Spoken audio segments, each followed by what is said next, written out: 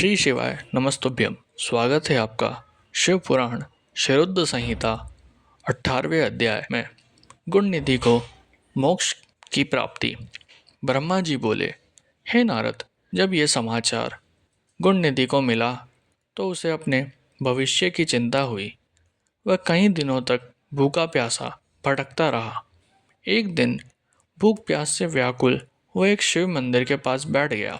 वह एक शिव भक्त अपने परिवार सहित शिव पूजन के लिए विविध सामग्री लेकर वहां आया था। उसने परिवार सहित भगवान शिव का विधि विधान से पूजन किया और नाना प्रकार के पकवान शिवलिंग पर चढ़ाए। पूजन के बाद वे लोग वहां से चले गए तो गुण निधि ने भूख से मजबूर होकर उस भोग को चोरी करने का विचार किया और मंदिर में चला गया। उस समय अंधेरा हो चुका था, इसलिए उसने अपने वस्त्र को जलाकर उजाला किया। ये मानो उसने भगवान शिव के सम्मुख दीप जलाकर दीपदान किया हो। जैसे ही वह भोग उठाकर भागने लगा, उसके पैरों की धमक से लोगों को पता चल गया कि उसने मंदिर में चोरी की है। सभी उसे पकड़ने के लिए दौड़े और उसका पीछा करने लगे। नगर के लोगों ने उसे खूब मारा। उनकी मार को उसका भूखा शरीर सहन नहीं कर सका। उसके प्राण पखेरु उड़ गए। अब उसके कुकर्मों के कारण यमदूत उसको बांधकर ले जा रहे थे। तभी भगवान शिव के पार्षद वहां आ गए और गुण निधि को यमदूतों के बंधनों से मुक्त करा दिया। यमदूतों ने शिवगणों को नमस्कार किया और बताया कि यह बड़ा पापी और धर्म कर्म से हीन है। यह अपने पिता का भी शत्रु है। इसने शिवजी के भोग को भी चोरी की है। इसने बहुत पाप किए हैं, इसलिए ये यमलोक का अधिकारी है।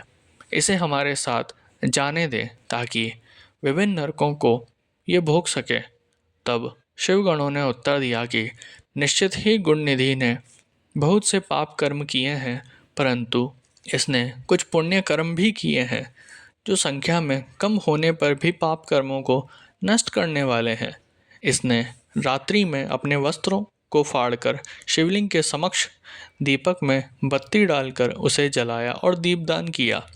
इसने अपने पिता के श्रीमुख से एवं मंदिर के बाहर बैठकर शिव गुणों को सुना है और ऐसे ही और भी अनेक धर्म कर्म इसने किए हैं। इतने दिनों तक भूखा रहकर इसने व्रत किया और शिव दर्शन तथा शिव पूजन भी अनेकों बार किए, इसलिए यह हमारे साथ शिवलोक को जाएगा। वहाँ कुछ दिन तक निवास करेगा। जब इसके संपूर्ण पापों का नाश हो जाएगा तो भगवान शिव की कृपा से यह कलिंग देश का राजा बनेगा। अतः यमदूतों, तुम अपने लोक को लौट जाओ। ये सुनकर यमदूत यमलोक को चले गए। उन्होंने यमराज को इस विषय में सूचना दे दी और यमराज ने इसको प्रसन्नतापूर्वक स्वीकार कर लिया। तत्पश्चात गुण निधि नामक ब्राह्मण को लेकर शिवगण शिवलोक को चल दिए। कैलाश पर भगवान शिव और देवी उमा विराजमान थे। उसे उनके सामने लाया गया। गुण निधि ने भगवान शिव उमा की चरण वंदना की और उनकी स्तुति की। उसने महादेव से अपने किए कर्मों के बारे में क्षमा याचना की। भगवान ने उसे क्षमा प्रदान कर दी। वहाँ शिवलोक में कुछ दिन निवास करने के बाद गुण निधि कलिंग देश के राजा अरिंदम के पुत्र दम के रूप में विख्यात हुए। हे नारद, शिवजी की थोड़ी सी सेवा भी उनके लिए अत्यंत फलदायक हुई।